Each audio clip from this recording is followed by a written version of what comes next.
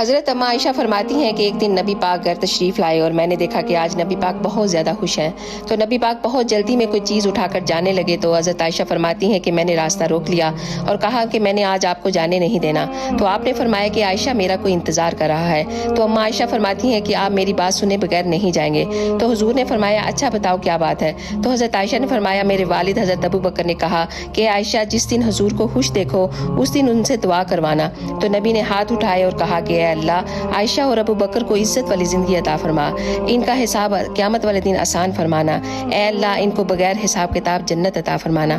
हजूर ने जब दुआ की तो फरमाया कि आयशा अब खुश हो। कहा हाँ अब मैं बहुत खुश हूँ। तो हुजूर जाने लगे तो लौट आए और फरमाया कि आयशा मेरी दुआ सुनकर रो रही हो, मुझे कसम है अल्लाह पाक की मैं अपने हर उम्मती के लिए ये दुआ दिन में 2 दफ़ा ज़रूर मांगता हूँ। सुभान अल्लाह। अल्लाह ताला हम सबको अपने नबी के हुक्म पे चलने की तौफीक अता फरमाए। आमीन।